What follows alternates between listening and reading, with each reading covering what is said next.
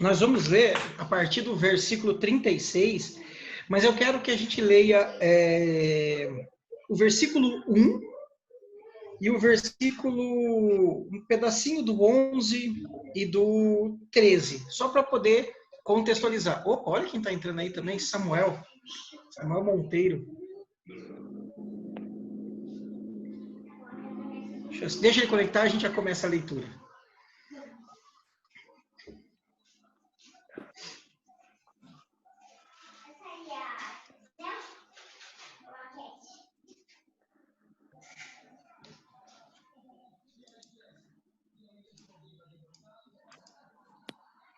Então vamos lá, pessoal. Lucas 7. Eu quero ler só o comecinho, versículo 1. Aí a gente lê o versículo 11, um pedacinho do 13 e vai para a parábola no 36. Tendo Jesus concluído todas as suas palavras, dirigido ao povo, entrou em Cafarnaum. Tá? Isso, versículo 1. Vamos para o versículo 11. No dia subsequente, dirigia-se a Jesus a uma cidade chamada Naim. Só para a gente posicionar, versículo 13, está falando da viúva de Naim.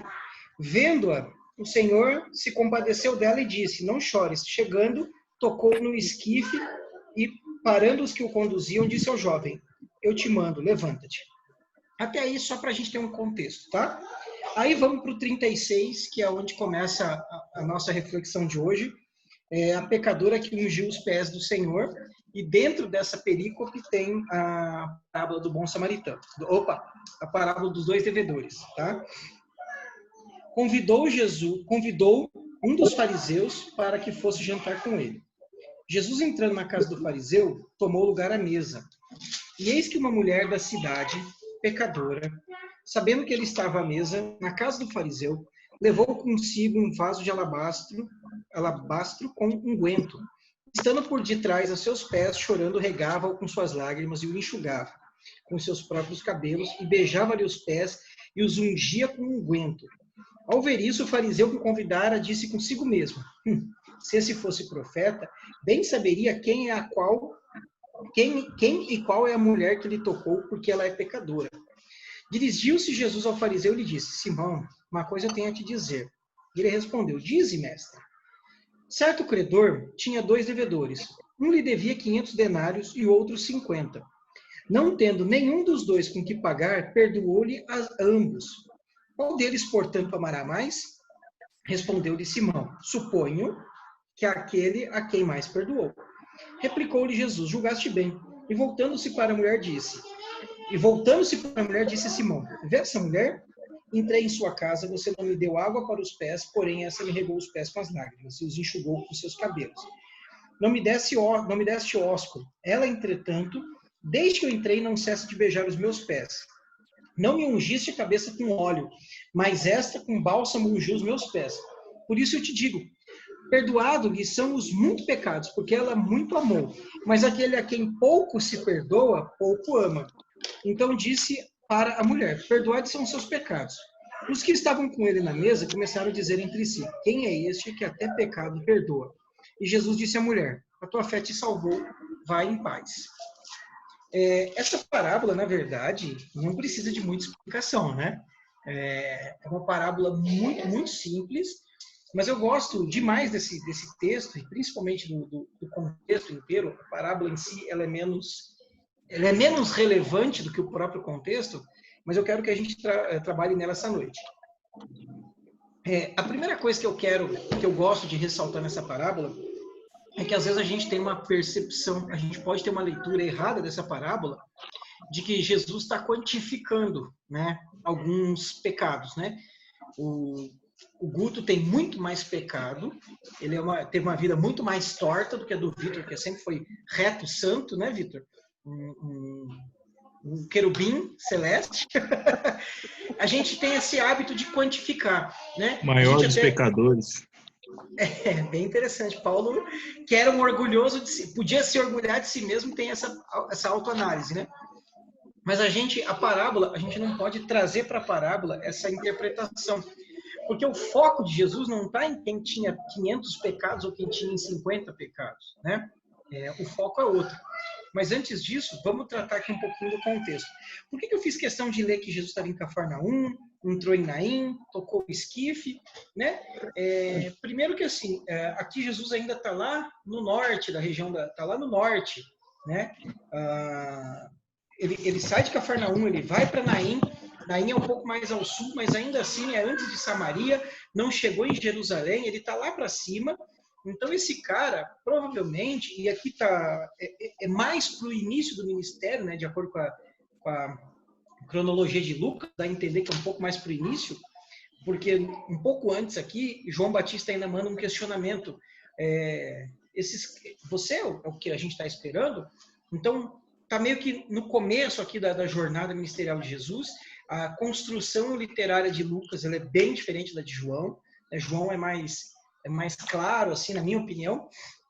Mas, assim, provavelmente, esse fariseu, ele chamou Jesus para essa reunião, para esse jantar, para testar Jesus.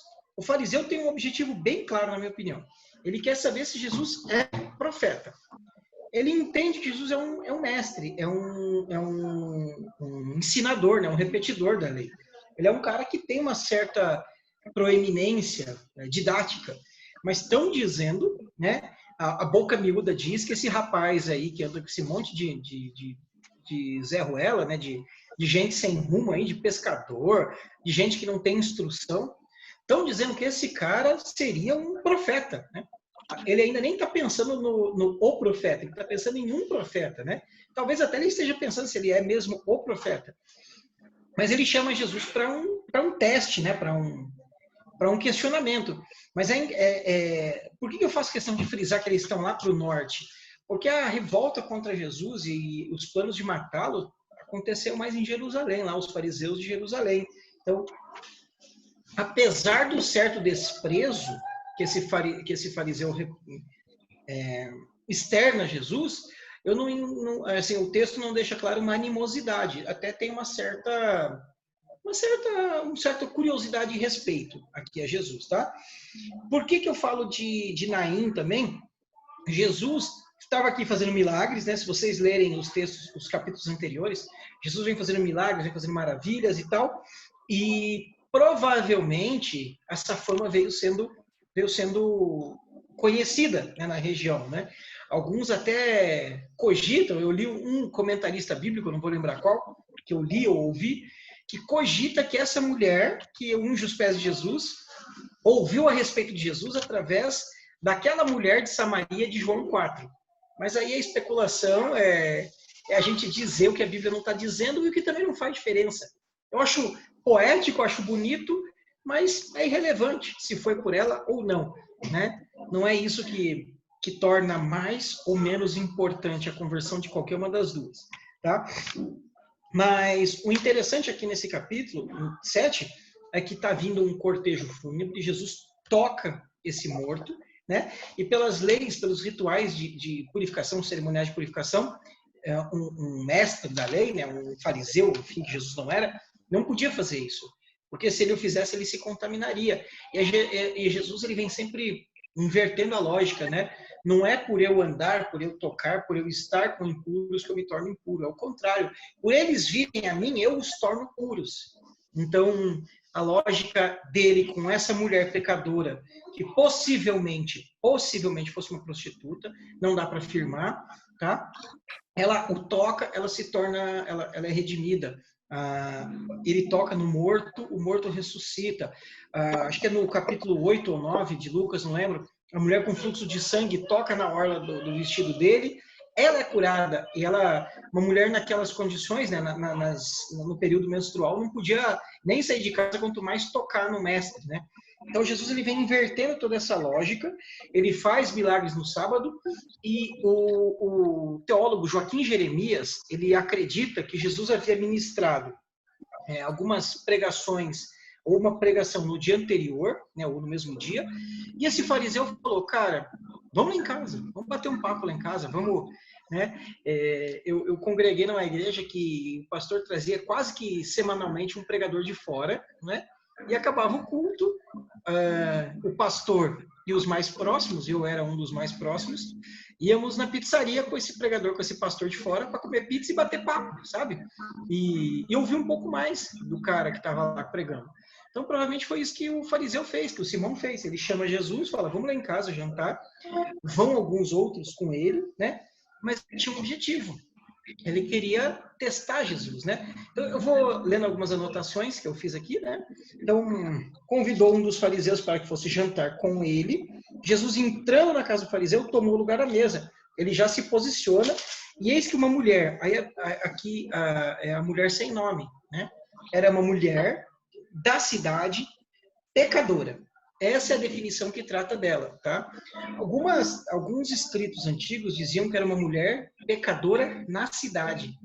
Então, dá a entender que essa mulher exercia um comportamento pecaminoso conhecido de todos naquela cidade, tá? Então, por que alguns indícios, alguns pensam que ela é prostituta? Né? A Bíblia não deixa claro se ela é prostituta, se ela é uma adúltera, qual é o comportamento irregular dela, só diz que ela é pecadora. Até porque o foco não é a vida pregressa dela, mas é a transformação que Jesus traz na vida dela, né? Bem como a rejeição de um fariseu ao arrependimento daquela mulher.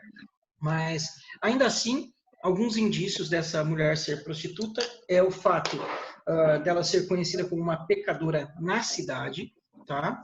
Algumas pessoas dizem que só o fato do cabelo comprido, mas isso não é só isso que define, mas o próprio vaso de alabastro que ela tinha, era comum que as prostitutas usassem um colar com essa garrafinha, né, com esse vaso, para que elas ficassem com um cheiro agradável, com um hálito agradável, e vez ou outra, né, se perfumasse de forma a se tornarem atraentes aos homens, tá?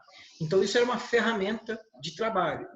Algumas mulheres ricas que não fossem prostitutas também teriam acesso a isso, porque era um negócio caro, né? Mas ao que tudo indica, essa mulher era uma pessoa de moral totalmente questionável, né? Como que essa mulher sabia que Jesus estava na casa do fariseu, né? Então, muito provavelmente, supondo, né, o Joaquim Jeremias, essa pregação que Jesus fez, esses milagres, essas maravilhas que Jesus fez dias anteriores nessa cidade, trouxeram uma certa notoriedade e foi conhecido, e ficou público que ele iria para a casa desse cara, né? A gente lê esse texto e lembra, por exemplo, pensa só em Jesus e o fariseu jantando e uma mulher desagradável que invade a casa de alguém. Na verdade, esse era um banquete, tá? Se vocês lembrarem no finalzinho dessa película, diz assim que os outros que estavam à mesa ficaram se questionando quem é esse que até perdoa pecados, né? E esse tipo de banquete era comum naquela época, né? Nas religiões palestinas, você convidar um sábio, um rabi, um viajante para fazer como a gente faz hoje, encontros para debater estudos bíblicos, né? Eles estudavam a Torá e o mais proeminente discursava, né? Às vezes a gente faz isso na casa do Vitor, né, Vitor? Reúne uma galera aí, o Vitor faz uns comes bem gostosos lá, faz uns pães de queijo, é verdade, não é mentira não, ele faz uns comes gostosos, faz suco de maracujá da última vez, né, Vitor? É verdade, ele faz um cafezão e aí o Josa vai dando aula, todo mundo fala, todo mundo ouve, mas no fim das contas quem está discursando nesse encontro é o Josadac. E aqui nesse caso, o fariseu chama Jesus porque provavelmente Jesus seria o convidado a explanar as opiniões, as ideias, debater a Torá, ser questionado e talvez até cair ou não cair na tal armadilha, né? Só que é o seguinte, quando ele chama Jesus, supostamente Jesus seria o convidado de honra, mas ele não faz a honra, né? Deixa eu ler um comentário aqui de um livro. Esse cara chama Tristan. Tristan, ele foi um viajante que rodou o mundo oriental no século XIX, tá? Por volta de 1800 e alguma coisa. E ele diz o seguinte, ó: receber um hóspede é um negócio público. o portão do jardim e a porta da frente estão abertos. Uma mesa longa e baixa, ou mais frequentemente apenas os grandes pratos de madeira, são colocados ao longo do centro da sala, e divãs baixos de ambos os lados, nos quais os hóspedes colocam-se, segundo a ordem de sua posição, reclinam-se, apoiando-se no cotovelo esquerdo, com os pés afastados da mesa. Ao chegar, todos tiram as sandálias ou chinelos e deixam a porta, sendo as meias desconhecidas nessa época. Os servos ficam em pé por detrás dos divãs, colocando uma bacia rasa e larga no chão e derramando água sobre o pé dos hóspedes. Omitir essa cortesia seria dar a entender que o visitante era de uma posição social muito inferior. Por detrás dos servos, os desocupados da aldeia se aglomeravam e não eram considerados intrusos por agirem assim. Então, esse é um cara que ele relata uma experiência que ele vivia na ocasião, tá? Então, não existia mesa como a gente tem hoje, elas eram muito rentes ao chão. As pessoas se apoiavam assim nos cotovelos, tá?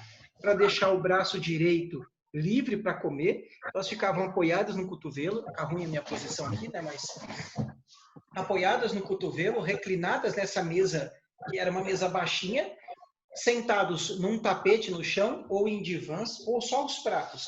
E os pés são considerados até hoje, na cultura oriental, impuros, né? Do ponto de vista cultural, eles são impuros. Imagina naquela época, onde a sujeira, né? Eles caminhavam por aqueles semiáridos. Os pés de Jesus, os pés de todos os convidados eram uma nojeira, né? Então, os pés eram sujos. Então, as pessoas ficavam quase que deitadinhas, assim, ó, com os pés lá para trás, tá? E nessa posição, comiam. Os empregados lavavam os pés, né? Os empregados lavavam os pés de qualquer hóspede que entrava na casa. E se fosse um convidado de proeminência, o próprio dono da casa lavaria. Se fosse um convidado muito nobre, além de lavar, toda a família dele, todos os homens, né? Os filhos homens dele, os servos homens, ficavam em fila recebendo e beijando a mão, tá? Então, você receber alguém numa casa naquela época, era como que obrigatório lavar os pés, ou no mínimo oferecer água para que a pessoa se lavasse, dar um beijo de boas-vindas, e se o convidado tivesse uma certa relevância, ungi-lo com óleo. E o fariseu não faz nada disso, tá? Então, eles chegam na região, Jesus se assenta na mesa. Agora, eu creio, porque Jesus, eu não vou lembrar em qual texto bíblico que Jesus fala que quando você for convidado para uma festa, senta mais para o fundo, não toma os lugares de honra, porque senão vão te jogar lá para trás. É melhor que você sente para o fundo, espere ser convidado para frente. Então, eu imagino que Jesus não tomou um lugar de honra, que só estou inferindo, tá? E Jesus entra na casa e esse fariseu, ele não serve nada da cultura de hospitalidade obrigatória da época. Eu li aqui no Kenneth Bailey, não lembro a pronúncia certa, deixa eu ver aqui. Kenneth Bailey, um outro teólogo, e ele diz o seguinte: naquela época, receber um rabi na sua casa era uma honra tão grande que o dono da casa ficaria... Receber qualquer pessoa era uma honra que o dono da casa se esforça para fazer o máximo. A ponto, ele tinha que ter uma hospitalidade tão grande a ponto do convidado falar: calma, eu não mereço tanto, me sirva menos.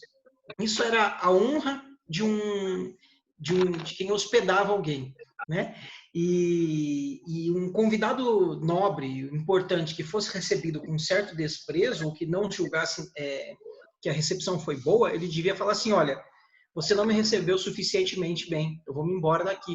Isso seria uma desonra para aquela pessoa. Jesus, ele é desonrado porque nem o pé para lavar, nem a água para lavar os pés lhe serve, tá? Nem o beijo de boas-vindas ele serve. E o óleo era uma ofensa um pouco menor. Por que era uma ofensa um pouco menor? Porque o fariseu podia nem julgar Jesus honroso de um óleo. Tudo bem, mas ele não serviu nem a água e nem o beijo. É como eu receber você na minha casa, né? Você chega aqui, eu falo: a porta aberta. E você entra e eu ignoro, não dou boa noite, eu não te dou um abraço, não te dou um beijo, não te falo, senta, fica à vontade. Daqui tua bolsa, deixa eu guardar. É como você entrar na casa e ficar em pé, igual um dois de paus, você senta na mesa com aquela cara sem graça e eu não te ofereço nada. É isso que o fariseu fez com Jesus, né? Ele só ignorou. E faltaram essas três coisas, né? E nesse conceito, se você for ver, era normal que por trás desses convidados, aquelas pessoas ficassem ali assistindo, né? Até porque muito provavelmente era um encontro para debater teologia, para debater religião, fé. As pessoas ficavam ali meio que para pegar uma rabeirinha, né? Então, não era o desejo saudar, não era o desejo era o desejo de um anfitrião saudar um rabi. Ele chama Jesus de rabi, de mestre, mas não faz a hospitalidade regular. Isso não foi um esquecimento, tá? Não foi um esquecimento porque quando a mulher fez isso, se fosse de fato um esquecimento, ele seria confrontado. Ele mesmo falaria, cara, foi mal, deixa eu corrigir, né? Aí entra essa mulher pecadora, que provavelmente era uma prostituta, né? E independente se ela fosse uma prostituta ou não, ela era uma pecadora a ponto de que todos a conhecessem, todos, né? E Simão, ele fala consigo mesmo, bom, essa daí é uma pecadora, né? Se esse fosse profeta, ele saberia, né? Todo mundo sabia que ela não prestava, só Jesus que não, né? Será? Então, essa mulher, ela entra, como todos estão no nível do chão, muito provavelmente ela vem assim gatinhando de quatro, mesmo igual um gatinho. Ela chega aos pés de Jesus, vamos lá, versículo 37 ainda. Sabendo que ele estava à mesa, na casa do fariseu, levou um vaso de alabastro com unguento. E estando por detrás, aos seus pés, chorando, regava-o com suas lágrimas e os enxugava com seus próprios cabelos. Então, os pés estão para trás, né, como eu falei. Deixa eu pegar aqui pegar esse cara aqui. Não tem uma bonequinha das minhas filhas. Então, imagina assim, ó. Olha Jesus aqui. Aqui tá a mesa, ele tá assim, né, ó, com os pezinhos para trás, que tá comendo, né? Tá deitadinho no chão. Olha que coisa feia, isso vai pro YouTube ainda. E ela vem por trás, engatinhando. Senhor. Jesus, Senhor da glória. Como chama? São objetos parabólicos. Parabólicos. Paranoicos.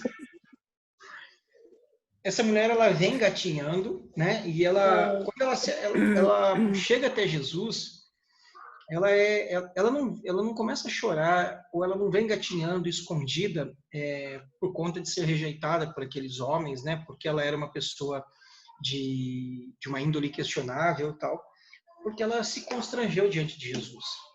Aí entra a gente vai dar o spoiler do final. Muito provavelmente, né, essa mulher já tinha sido alcançada pelo amor e pela graça de Deus antes. Ela não vem aqui ter uma atitude de adoração e por isso foi salva.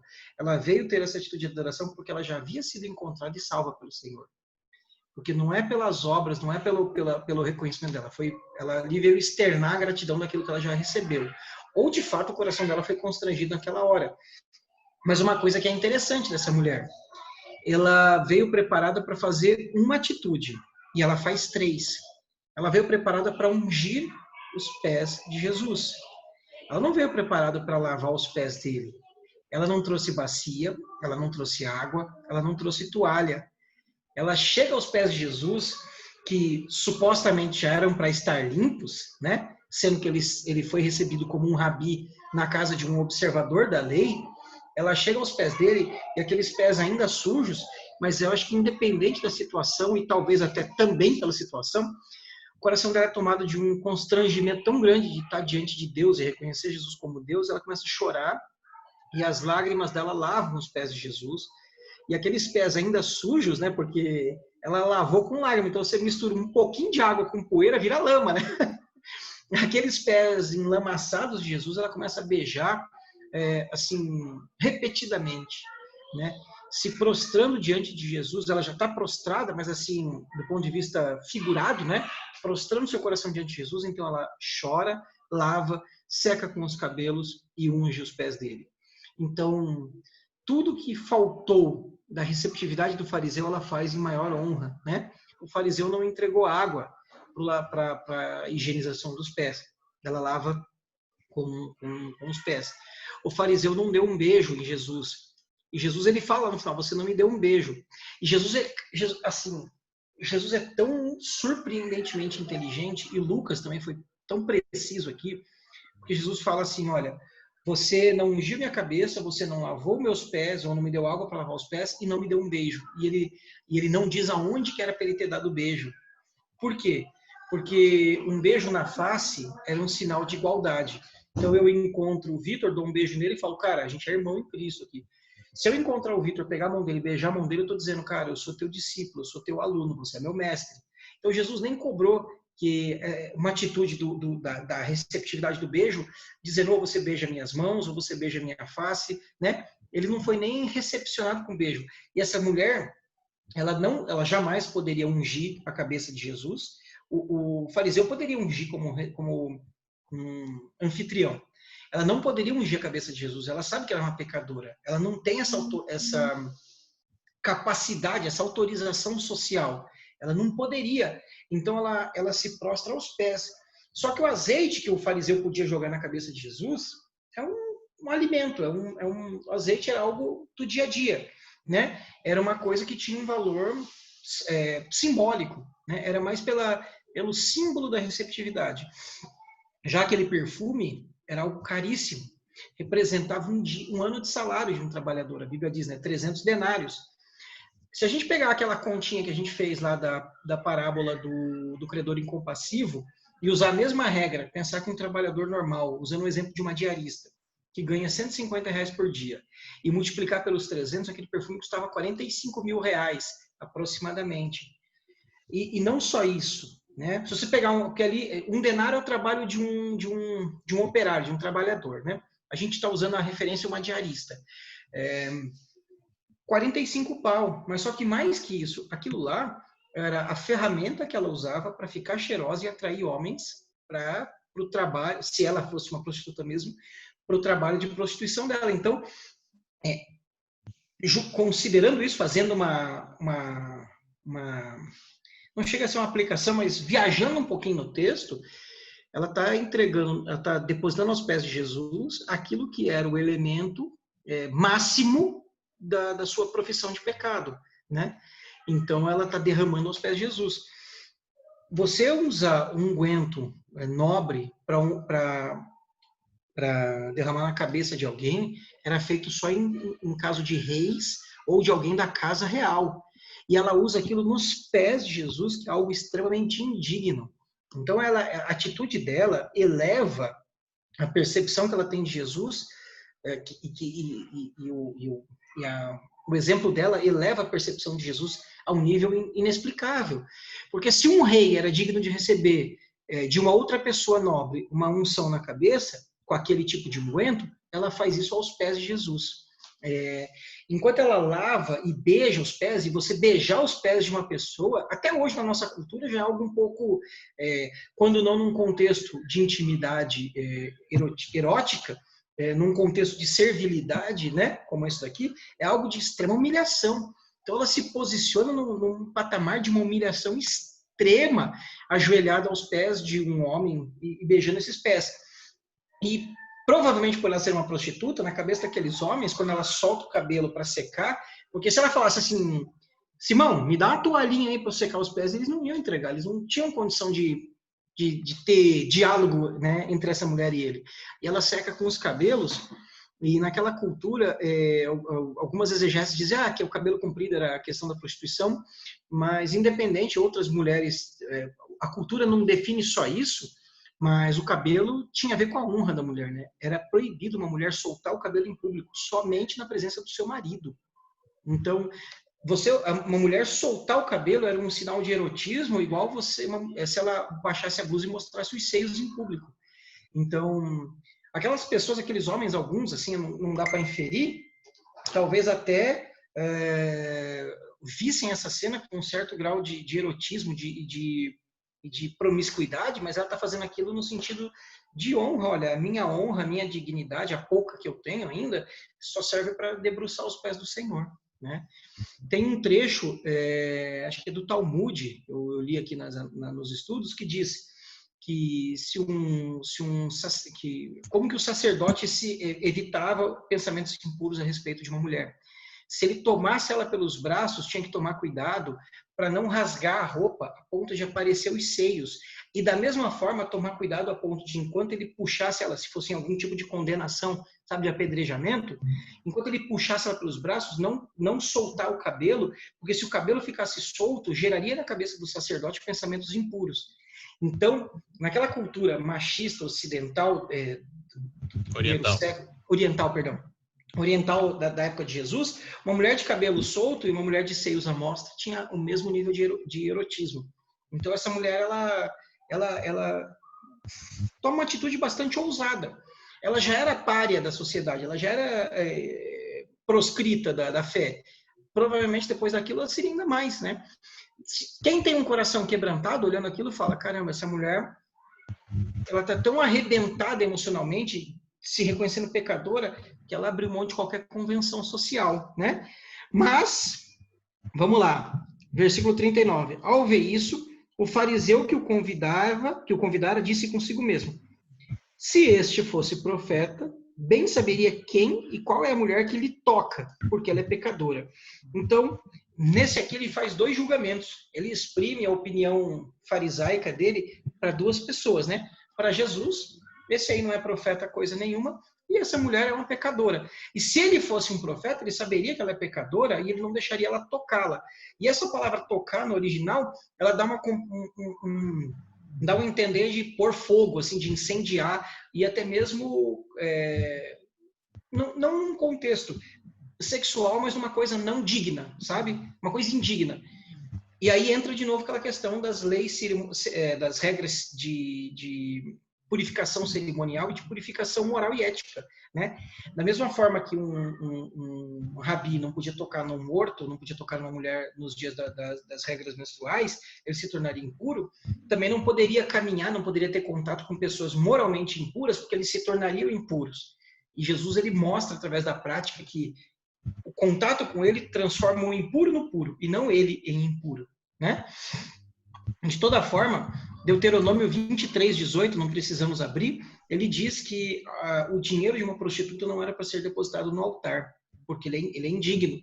Então, nenhuma oferta de uma mulher prostituta era aceitada. Essa mulher, sendo ou não sendo, mas sendo uma pecadora, ela rompe com isso e ela vai até Jesus, né?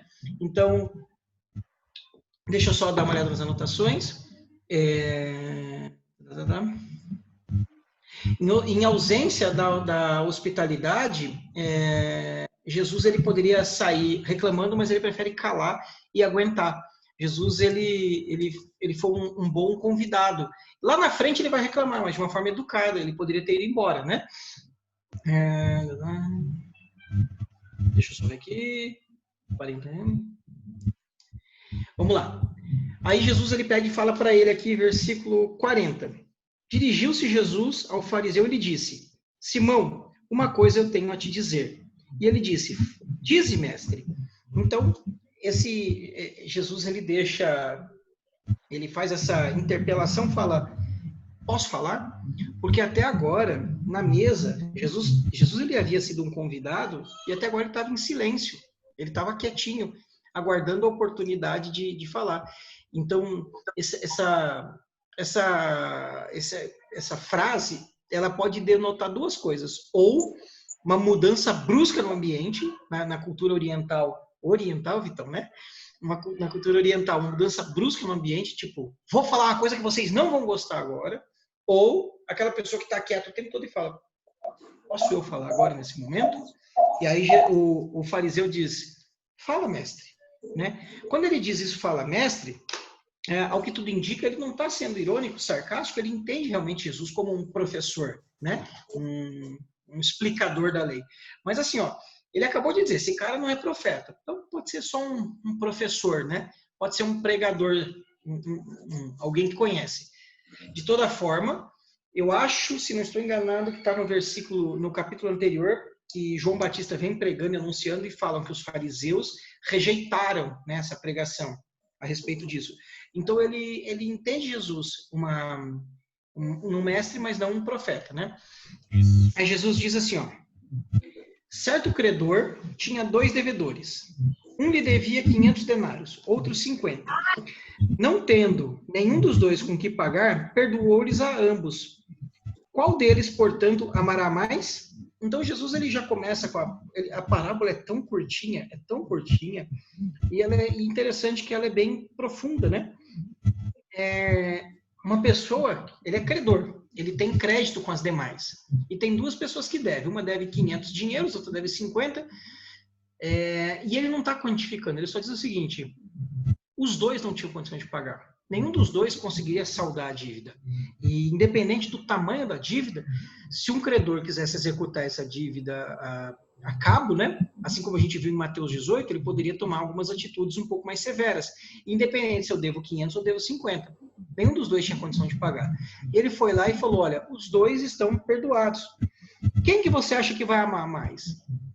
Muito provavelmente Simão já entendeu a pegadinha de Jesus. Ele viu e falou: cara, esse cara me pegou numa armadilha. Porque ele diz assim, ó: suponho que aquele que perdoou mais. Jesus fala: bom, tá bom, você acertou. Você errou ali atrás me dizendo que eu não sou profeta. Você errou ali atrás fazendo juízo da pecadora, mas agora você acertou. E, cara, eu gosto muito de prestar atenção na leitura da Bíblia, né? Eu aprendi isso em partes com o Josadak, né? Eu falo que a leitura da Bíblia você tem que ler das 2 formas. Com uma pinça, né? Uma lupa e uma pinça, pegando palavrinha por palavrinha, mas ao mesmo tempo jogando ela lá longe para que você entenda o contexto geral todo, porque senão você faz besteira, né? Mas olha que frase legal. Eu não sei, eu tô na área, eu não sei se vocês estão em outra versão. Se tiver diferente, leiam para mim depois. Mas ó: e voltando-se para a mulher, disse a Simão. Cara, olha que legal. Ele está falando com Simão, mas olhando para a mulher. Olha que como Jesus põe para cima essa mulher no sentido. Olha uma atitude que passa desapercebida na nossa leitura. Mas Jesus ele está olhando para ela e falando para Simão. Então assim, ó, tá vendo essa mulher? E ele começa a pôr ela para cima, porque ali ela só era um objeto. Ela era uma ela era um número, ela era uma pecadora, que lá em cima não tem nome, né? A pecadora da cidade. E Jesus, ele, naquela cultura extremamente machista, extremamente repressora, Jesus ele sempre vem trazendo a mulher, a figura da mulher para cima, né? Então, deixa eu só ler aqui algumas anotações. Antes da gente continuar aqui, eu só vou ler algumas anotações que eu fiz. Ó. Nesse ponto, Jesus coloca o que deve muito e o que deve pouco na mesma condição, endividados e impossibilitados de pagar. Simão e a prostituta estão na mesma condição de devedores. Da mesma forma que eu, você e muitos que a gente conhece éramos devedores. Até que o nosso escrito de dívida foi rasgado em Colossenses 2,14, né? O escrito de dívida que havia contra nós foi rasgado. Mas é interessante que o que Jesus está querendo dizer aqui para Simão fala o seguinte: Simão, eu não estou tratando de quem eu vou perdoar 50 ou 500, eu estou tratando que ambos são devedores. Então você e essa prostituta estão, no que tange a dever, na mesma página, né? Vamos lá. Jesus faz uma inversão social, né? Vê essa mulher, aí ele pega a mulher de caráter questionável e começa a louvar toda a atitude dela e demonstra que o caráter dela foi de nobreza durante esse jantar. E no contraponto, ele pega o cara de cultura ilibada e mostra um caráter questionável, não só do ponto de vista espiritual, mas do ponto de vista sociocultural ali, tá? Então, uma cultura um hóspede não era cultural um hóspede dizer o quão indigno era da hospitalidade. Se um hóspede dissesse o contrário, o hospedeiro, né, o anfitrião, seria desonrado, né? Então Jesus fala, voltando-se para a mulher, ele diz para Simão: tá vendo essa mulher? Eu entrei na sua casa, ou seja, eu estou dentro do seu teto, né? Lembra que até a gente falou a respeito que a Thaís questionou, né? Ló que defendeu os anjos, Abraão que recebeu os 3 convidados. Então a receptividade era um ponto de honra na cultura oriental, né? Você não podia receber de forma indigna. Mesmo que Jesus fosse um convidado qualquer, esquece que Jesus é Deus. Jesus é mais um pregador, é mais um profeta, é Pedro, é Paulo, é Tiago, é qualquer um deles. Ele ainda assim estava sendo recebido de forma indigna. Não estou nem considerando Jesus Deus, estou considerando Jesus Rabi, só por enquanto, né? Eu entrei na sua casa e você não me deste nem água para os pés. Esta, porém, regou os meus pés com lágrimas e os enxugou com seus cabelos. Então, todo mundo viu o que fez, mas Jesus agora ele pontua, né? E Jesus ele não falou, você não lavou os meus pés. Olha a humildade de Jesus. Ele não está pedindo que aquele homem, o fariseu importante, se dobrasse diante de Jesus e lavasse. Nem que mandasse um servo fazê-lo, né? Se o dono da casa lavasse os pés de alguém, esse cara era muito nobre. Se manda um empregado lavar, era um cara de uma certa relevância social. Se dá água para ele lavar, ele era um qualquer um que entrasse na casa recebia água. Jesus nem a água recebeu, tá? E assim, a Bíblia não deixa claro, mas também não diz, ó, e nem dos outros. Será que os outros não tiveram seus pés lavados, higienizados, ou ao menos já tinham recebido água, né? Ela lavou com as lágrimas e os enxugou com seus cabelos. E eu acho muito interessante se lavar com as lágrimas, e aí não é teológico, é só viagem minha. Imagina o quanto de constrangimento, de autoconstrangimento essa mulher estava passando, né? de contrição, a ponto de chorar tanto de lavar os pés, né?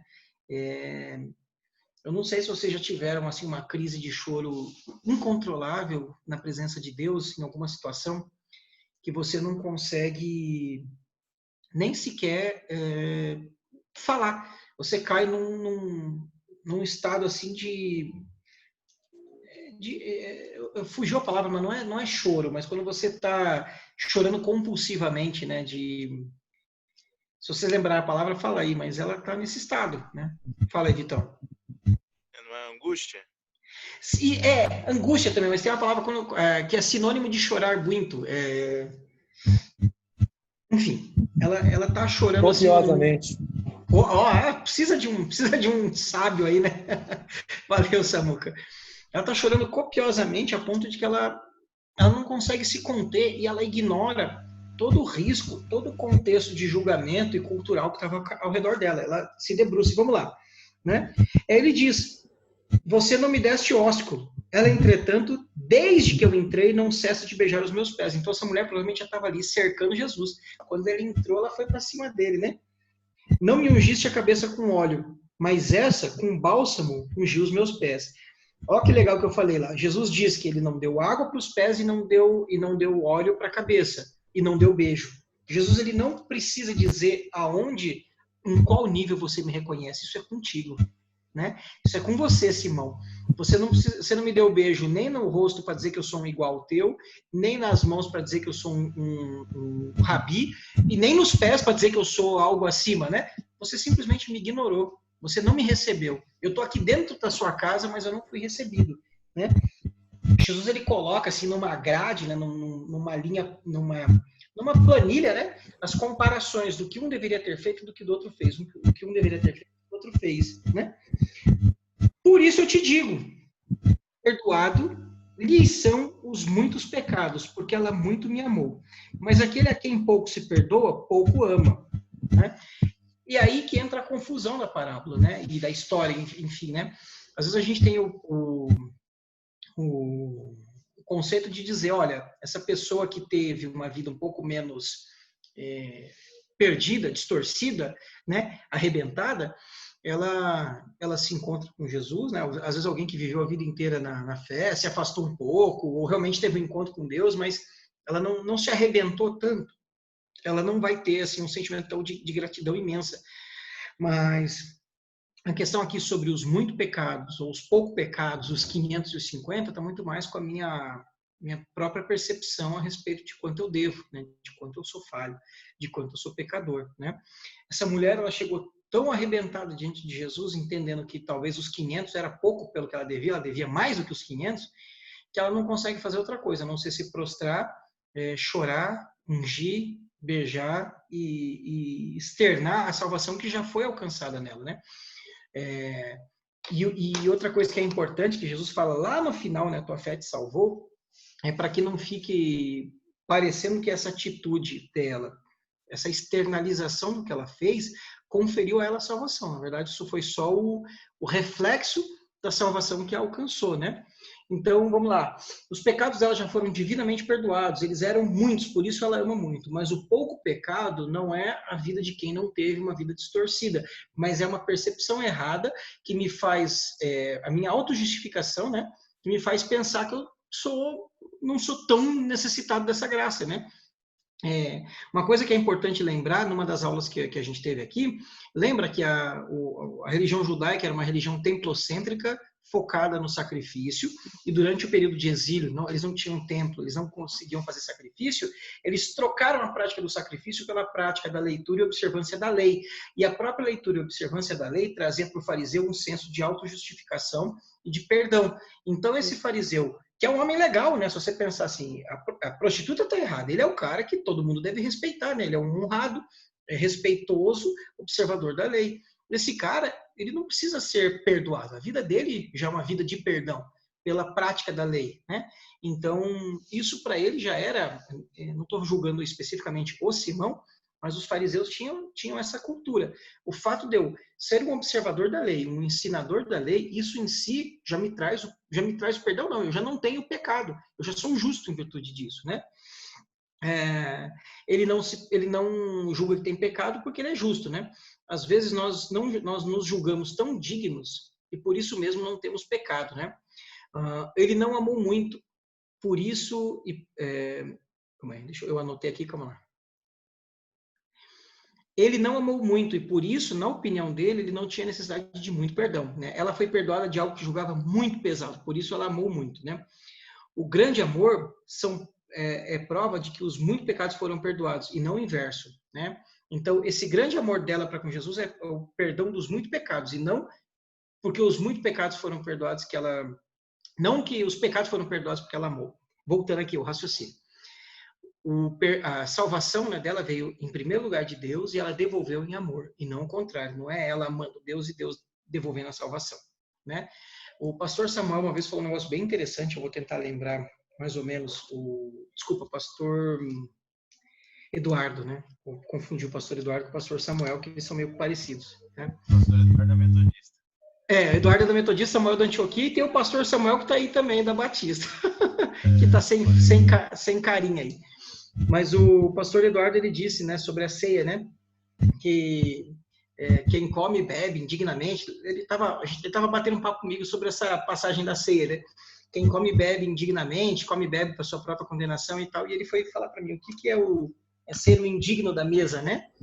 O indigno da mesa não é aquela pessoa que está em pecado e constrangida de ir à mesa. O indigno da mesa é aquele que fala, cara, eu posso ir à mesa porque eu não tenho pecado. Então, olha que interessante a percepção. Enquanto você se julgar digno de participar da mesa, você está indigno. Porque toda vez que a gente ceia, quer seja uma vez por mês, quer seja todo dia que você lembra, nós somos indignos dessa mesa. E aí a gente pede perdão a Jesus e agradece a Ele por ter nos feito dignos de estar participando daquela ceia. Que interessante essa visão, né? Eu achei assim bem interessante, né?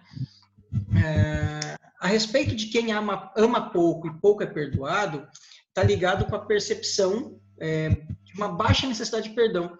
Isso indica orgulho, arrogância, independência de Deus, dureza de coração, um espírito julgador, né?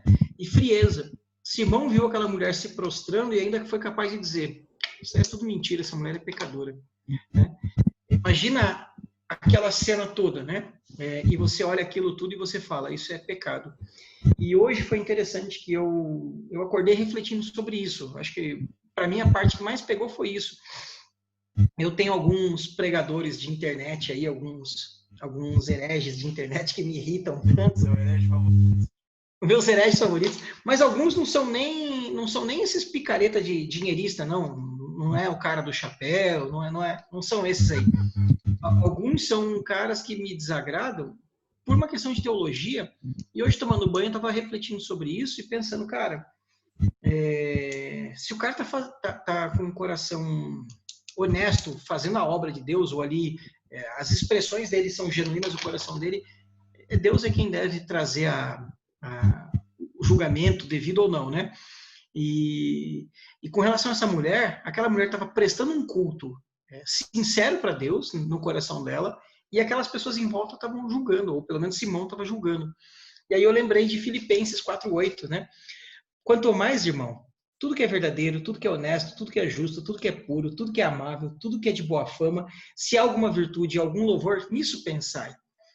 Então, essa é uma repreensão para mim, para que eu comece a enxergar algumas atitudes, algumas expressões de ministério com uma boa fama, com um julgamento bom. E aí cabe a Deus entender isso. Fala lá, Vitão. Eu queria fazer uma participação, não sei se eu posso. Opa, deve! Opa, show de bola. Eu tô refletindo aqui com vocês nesse texto. Eu acho bacana essa perspectiva que Jesus traz praticamente nesse Vitor, Vitor, tá dando interferência no teu áudio, Vitão. Você pode repetir aí? Ah, tá, beleza. Deixa eu ver aqui se eu tô no Wi-Fi certo ou tô no 4G. Tá, veja aí. Tá dando um zoom. Agora? Vamos lá, tenta aí, vai lá. Então vamos lá. Uma coisa interessante nesse capítulo e dentro do que o Guto tá falando aí é que Jesus nos dá um grande exemplo de ética cristã. Tamo junto? Tá ouvindo. Uma coisa legal é que as pessoas que são as mais, como o Guto já falou, são as miseráveis, quem ninguém quer ver. E é legal que em Marcos 8, Jesus trabalha uma didática bacana. Estão me ouvindo? Cara, tá dando uma interferência, mas não sei se você tem um fone aí, alguma coisa que você tentar de novo. Ou fecha a câmera. Fecha a câmera e usa só o áudio para ver se diminui o peso. Vamos lá. Pode falar. Solta o áudio aí, pra gente te ouvir.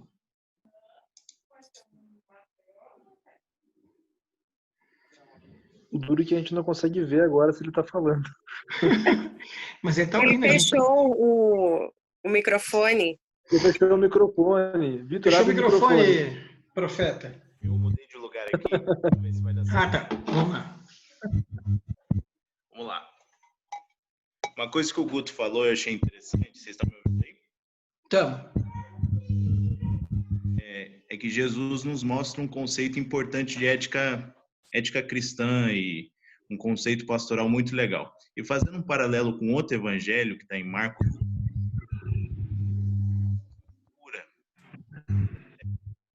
e antes ele fala sobre o fermento dos fariseus e o fermento de Herodes, que fala justamente sobre a visão de cada um. Acho que o Guto está familiarizado com esse texto. Vocês estão me ouvindo? Cara, tá intermitente, Vitão. Você fala, vê um chiado, volta. Eu não sei se é a internet. O que tá acontecendo aí, maninho? Então eu guardo o comentário para depois, pode ser? Tá, pode ser, cara. Eu tô muito curioso em ouvir teu comentário. Qualquer coisa eu te ligo e coloco aqui no Viva Voz e você fala. Porque a gente quer ouvir tua participação. Mas deve ser algum problema de conexão, né? Não sei, é um barulho estranho. Não sei se é de conexão ou do próprio celular. Mas, bom, que pena que não... Tenta trocar aí, Vitão, pra gente te ouvir, tá? Deixa eu dar sequência aqui enquanto o Vitor se arruma ali. E qualquer um, a qualquer momento, pode intervir também. Vamos conversar, né? Bom, vamos caminhar aqui para o finzinho, né?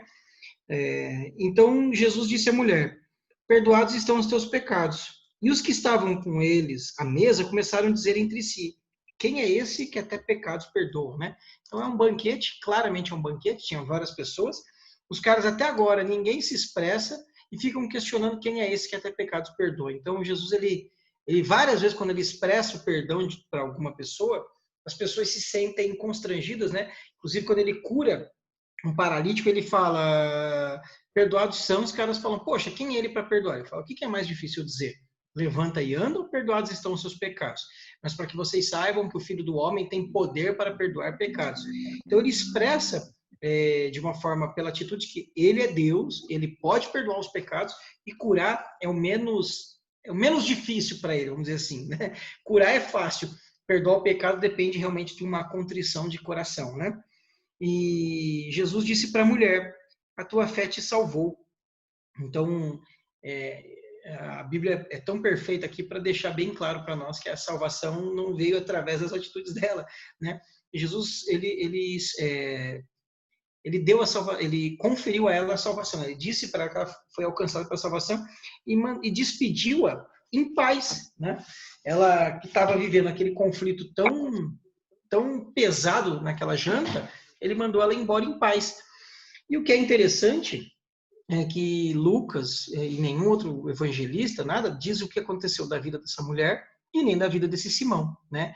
Alguns especulam que essa mulher é a Maria Madalena, que já está ali em 8:2. Eu até acho que é bem provável. Outros teólogos dizem que é impossível que seja, né?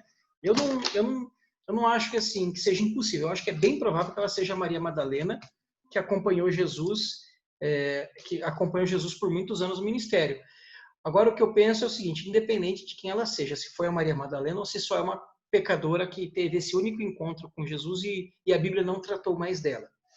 Ela expressou uma atitude de adoração tão intensa e através dessa atitude dela, Jesus contou uma parábola que nos faz pensar, né, a respeito de quanto eu devo, né, e quanto você deve. Porque Simão, não é que Jesus está dizendo para Simão assim, olha, Simão, você tem tão pouco pecado que, olha, você nem precisa me amar tanto. Ele está dizendo o contrário. Ele fala assim, pela sua percepção a respeito de você mesmo, de ser um justo, de que não tem pecado, de que a tua vida não necessita de um perdão intenso, imenso, você vai expressar um amor bem pouco para comigo, né? Se você se reconhecesse um pecador que ofendeu a Deus lá em Gênesis e continua ofendendo novamente, né? Eu vi uma vez um pastor falando, por que eu sou culpado de Adão, né? Porque toda vez que eu peco, eu assino embaixo da carta que Adão fez para Deus, dizendo, eu continuo concordando com esse pecado, né? Então, se Simão e eu e você nos reconhecêssemos tão carentes dessa graça, dessa misericórdia, desse perdão, nós nos entenderíamos como alguém que precisa se prostrar, chorar, lavar os pés com lágrimas, secar com cabelo e ungir com unguento, e não como alguém que está de pé assistindo toda a cena e falando, bom, esse daí nem é profeta, essa daí só é uma pecadora, né? O nosso foco às vezes é muito errado. Jesus não está dizendo que Simão é um homem de poucos pecados, mas por se julgar assim, amará pouco. O erro está em devotar um amor indigno a Deus e ainda assim julgar o outro, né? O nosso erro às vezes é a gente devota um amor que não é do tamanho de que Deus merece ser amado, né? Nesse momento inverte a situação. Aquele que se enxerga como necessitado do perdão se torna o grande aquele que não se enxerga como necessitado do perdão se torna o grande pecador. Porque você é uma pessoa que olha para si mesmo e fala, a minha vida é tão de boa que eu não preciso desse perdão. Esse é o grande pecador. Porque ele se julga independente de Deus, né? Ele se emancipa de Deus, né? Ele anuncia o perdão dos pecados, Jesus anuncia o perdão dos pecados para essa mulher e choca a todos, né? Então, deixa eu ler aqui minhas últimas anotações. O texto encerra sem dizer quais são os próximos passos dos antagônicos, né? Tanto da mulher quanto de Simão. Especula-se que ela é Maria Madalena, mas não dá para comprovar. Já sobre Simão, a gente não sabe nada, né? Pode ser que Simão reavaliou sua vida e entendeu que ele necessitava de perdão. Pode ser que o coração dele ficou ainda mais duro e dizendo assim, minha vida é tranquila, eu não preciso disso. Mas o personagem mais importante que eu quero dizer nessa noite é Lu, Renan, Samuel, Guto, quem estiver com a gente aqui. Esse é o personagem mais importante. Qual é a minha postura, né? Qual que é o meu comportamento aqui, né? Eu vou me colocar como alguém que precisa se prostrar e se arrebentar diante de Deus, ainda que todos nós que estamos aqui já fomos alcançados pelo perdão e pela misericórdia de Deus, mas eu vou me reconhecer como esse pecador, ou eu vou olhar para mim mesmo e falar, eu não preciso desse amor, né? Muito provavelmente essa mulher mudou de vida, muito provavelmente, né? Mas a gente tem que pensar assim, e eu todos os dias, né? Há uma distorção entre o excesso de legalismo e o excesso da graça, né? Se você tem uma vida de fé extremamente focada em legalismo, né? A gente vai estar sempre julgando os outros e nos julgando não merecedores, não necessitados do perdão. Por outro lado, se a gente coloca a graça como algo banal, como muitas pessoas têm feito hoje em dia, a gente também não é confrontado pela lei de Deus que nos constrange e nos compele a apresentar uma mudança de vida. Daí, Juliano, uma mudança de vida diante da palavra, né? Uma mudança, uma conversão. Só um minutinho, Lu, só concluir que eu já te deixo. Então, a gente tem que viver esse equilíbrio, né? A lei que nos confronta do pecado e a graça que nos acolhe em amor. Nem muito pensando que tudo que eu fizer está sempre de boa e Deus vai me perdoar sempre. E eu vivo num constante pecar sem fim, e nem num legalismo exagerado que eu vou sempre estar olhando para o outro e dizendo, esse daí não observa a lei da maneira que eu observo, então esse não é um são, não é um pecador, não é um salvo, desculpa, não é alguém digno do amor, né? O que a tua igreja tem sido, a tua comunidade de fé tem sido através da sua vida. Casa de fariseu, onde o pecador não pode nem entrar e quando entra é constrangido, ou casa de Deus, que ainda que o pecador venha cheio de pecado, é acolhido porque Jesus está lá dentro? Essa é a pergunta final. Pode falar, Lu. Eu lembrei, enquanto você falava aí sobre a graça, né, e a lei e tal, eu tenho ouvido um pouco sobre a hipergraça. Eu não sei se eu comentei com você ou foi com o pastor Leandro outro dia. Não, comigo não. Eu acho que foi com o pastor Leandro no discipulado. Que é uma coisa que tem crescido muito, essa questão, não sei se você já deve ter ouvido sobre a hipergraça e tal, e aí eu lembro muito daquele comunidade bem versículo que diz, grande. onde abundou pecados, onde abundou o pecado, superabundou a graça de Deus, e aí eu fico, né, pensando como essa questão é séria, assim, da gente entender o que é graça. E aí acaba que confunde com a graça barata, enfim, eu vou pecando, eu vou indo. É tanta coisa assim que vem.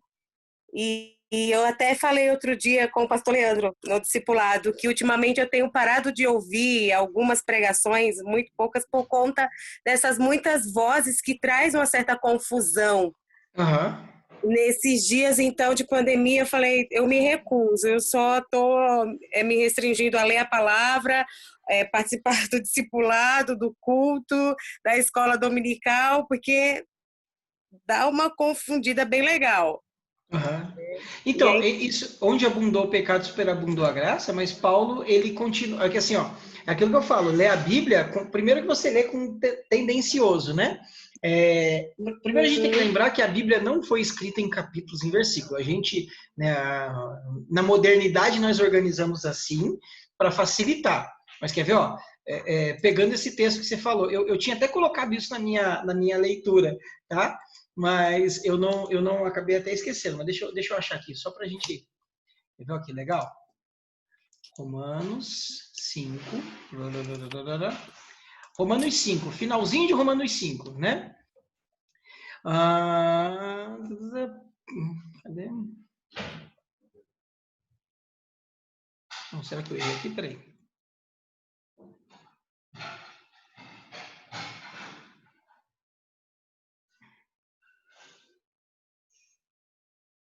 Só um segundinho que agora eu tô... Onde abundou o pecado, superabundou a graça. Romanos 5:20, tá aqui. Tá. Sobreveio, porém, a lei para que a ofensa abundasse, mas onde o pecado abundou, superabundou a graça, tá? Aí, Romanos 20, né? Porque quando era... Tem uma... eu já sei o que eu estou fazendo errado. Eu estou no capítulo errado, por isso que eu nunca vou achar. Romanos 5:20. Veio, porém, a lei para que a ofensa abundasse, mas onde abundou o pecado, superabundou a graça. Para que, assim como o pecado reinou na morte, também a graça reinasse para a justiça e a vida eterna por Cristo Jesus nosso Senhor. Romanos 5. Mas a gente esquece que a Bíblia não é dividida em capítulos. E aí começa Romanos 6. O que diremos, pois? permaneceremos no pecado para que a graça abunde? De modo nenhum. Nós que estamos mortos para o pecado, como viveremos ainda nele? Ou não? Aí ele continua. Então, desculpa minha atrapalhada aqui, mas assim, é você fazer uma exegese, uma exegese preguiçosa e perigosa. Porque o cara fala, onde abundou o pecado, superabundou a graça. Mas na mesma carta, em um parágrafo depois, ele diz, mas você vai continuar no pecado por causa disso? Não. Se vocês estão mortos no pecado, por que você vai continuar nele? Né? Então, essa graça, na verdade, ela vem para resgatar do pecado, transformar o caminho, né?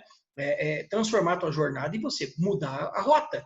Então, não tem como você permanecer no pecado alegando que essa graça te perdoa.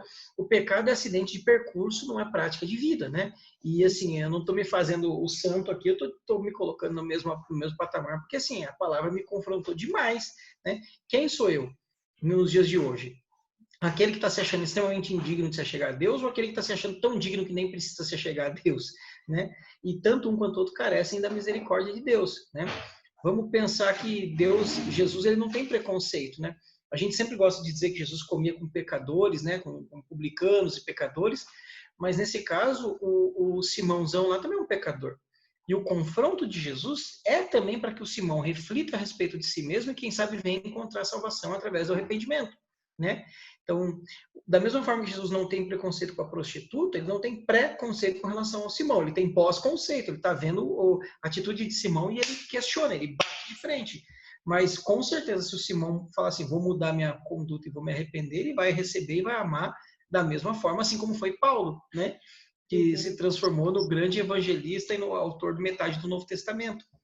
E aí, com relação a esse reconhecimento, né? Essa hipergraça, eu já ouvi falar assim, eu entendo que a graça de Deus ela é inexplicável, inesgotável, mas assim, a gente não pode tornar Deus um palhaço, né? E que Jesus seja só um adereço da nossa vida, né? Então, eu fui chamado a Cristo há 26 anos atrás, né? 25 anos atrás, e eu vivi numa igreja, apesar de ser pentecostal, num legalismo extremo, que tudo era pecado, tudo era proibido, tudo era perigoso, eu ia para o inferno, a cada esquina que eu virasse eu ia para o inferno.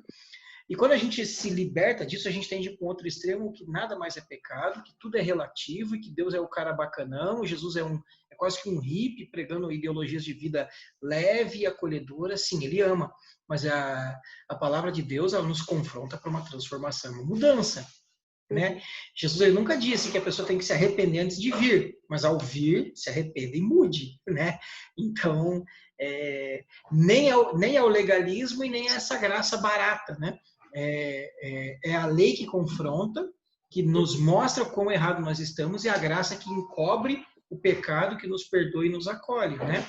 Porque quem reconhece que é devedor, quem reconhece que é pecador, está ciente que vai ser repreendido e punido.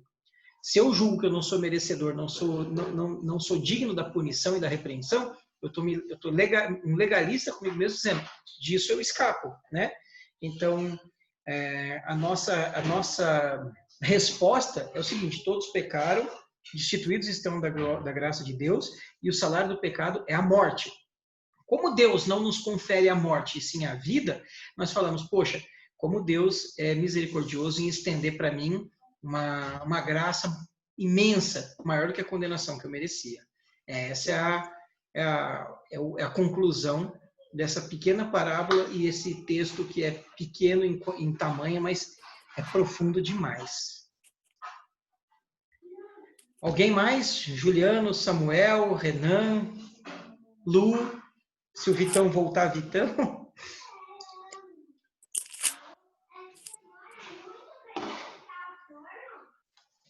O Vitor teve um problema na conexão aqui, ele não vai conseguir voltar daí, tá? Poxa, que pena, que pena. Eu vou compartilhar com ele os links das outras mensagens, que bom que ele entrou. Então, é um cara querido. Você fez renovo com ele, Renan? Legal. Sim, O pastor Edson ainda estava fazendo, ou você pegou com quem que era o líder do renovo lá? Era eu, o Jaime e o pastor Edson. Que legal. Daí o Vitor estava no grupo daí também. Mas você era um dos facilitadores, um dos líderes. Tava junto lá, ajudando ou atrapalhando. Mas você fez renovo antes disso também, não? Fiz em 2008 a 2008, 2009. Que legal, cara. É maravilhoso, né? Aí, Eu assim, fiz a tua turma qual que é, Carlos? 13 e 14. 13, 14? Ah, legal. Foi a última que o pastor Samuel tocou, que o pastor Edson tocou sozinho. O pastor Samuel era o auxiliar dele, Samuel lá da Antioquia, né? E aí depois disso o pastor Edson falou que ele ia se aposentar. E aí ele vai assim, ele ia esporadicamente, mas ele não larga aquilo, né, cara? Vou te contar uma coisa, ó. Ele tá falando que vai se aposentar desde 2008, entendeu?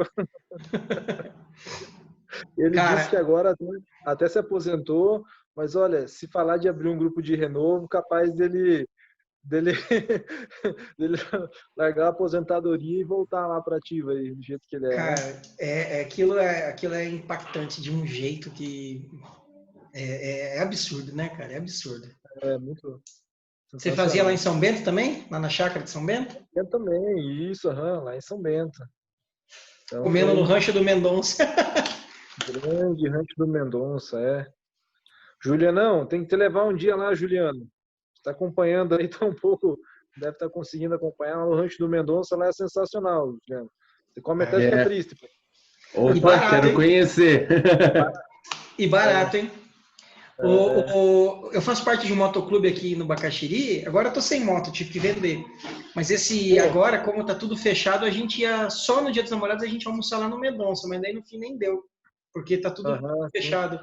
Mas o Rancho do Mendonça, cara, nossa, como eu trabalho viajando também, às vezes quando eu tenho que ir para Joinville, eu tento voltar por São Bento só para poder almoçar lá. Não, lá é show, lá é show. Gente, algum comentário, alguma... Eu queria fazer um comentário. Lá, agora, eu estava ouvindo aqui vocês falando a respeito da graça barata e tudo mais, e eu lembrei de uma palavra que a Thaís, esses dias, há um tempo atrás, na verdade, compartilhou uma vez com o Juvenis, quando as crianças zoaram de Eliseu, que ele era careca, que ele é calvo, e Jesus só mandou um urso para devorar as crianças. Então, tipo, Deus é pai, mas ele também é justo. Então, se você pisar fora da linha, ele também vai te cobrar. Não é assim que funciona a coisa, né? Porque senão as pessoas chegam, fazem de tudo quanto é coisa e acham que tá tudo certo. Assim, a gente está vivendo uma época aí, quer dizer, há bastante tempo, na verdade, em que banalizou exatamente a graça. Então, Jesus, ele chega a ser quase que uma filosofia zen de vida. Eu levo uma vida totalmente descompromissada, mas eu tenho lá uma espécie de energia positiva chamada Jesus, ou Espírito Santo, que está ali comigo só para alguma reflexão. E, na verdade, é um convite diferente, é um convite sim, de liberdade, de vida em liberdade, mas de um compromisso com ele, de fato, né? Samucão. Uma verdadeira mudança, né? Brinde-nos com a tua sabedoria, se tiver ainda aí. Nada, estou só acompanhando, agradecendo aí o convite. Eu estou assistindo os teus outros estudos. É bom, né, esse apanhado histórico, cultural, que dá um caldo assim de entendimento maior, né, dos detalhes, né? E muito legal você falar desses detalhes que a palavra traz, né, que às vezes passam despercebidos. Então, uma leitura mais atenta, né? Ler realmente a carta de Romanos com calma, como realmente se fosse uma carta, né? Isso dá um outro significado também. Mas muito legal, para mim valeu muito, viu, Guto? Que bom, cara. Sempre que bom falar de Jesus, falar da palavra, eu tô dentro. Que bom. Obrigado pelo convite e obrigado aos irmãos aí são privilegiados também de terem o Guto aí nessa administração, cara, 100%. Obrigado. Samuel é um grande amigão meu, a gente ficou alguns anos sem nos encontrarmos e nos trombamos virtualmente esses dias novamente, né? Samuel foi um cara extremamente relevante na minha jornada com Deus, numa fase assim de muita transformação. Em 2006 que a gente se conheceu, né, Samuel? Cara, até esqueci quando faz tempo, hein? Eu acho que foi 2005, 2006, porque eu estava começando a namorar com a Andriele, quase para casar, e eu tinha me decepcionado com muitas coisas da igreja, e a gente começou um grupo chamado Caminho da Graça, aqui em Curitiba, que nasceu em Brasília lá com o Caio Fábio. Isso o Caio pirar na batatinha, que ele está muito louco hoje. Mas a gente começou aqui em Curitiba, assim, era um amigo nosso chamado Everaldo, outro chamado Paulo César, Samuel, eu ia lá de carona, o mais burrinho lá só para ouvir. Tinha o Tato, né? O Tato, cara, Tato, e era assim... Aline. Era um momento, assim, de bastante confronto com a palavra, mas ao mesmo tempo um confronto libertador e reuniões extremamente amigáveis, né, cara? Foram meses, ou sei lá, uns 2 anos de muito amor, cara. Foi muito legal, bem legal. E bom reencontrar o Samuel. Obrigado por estar presente.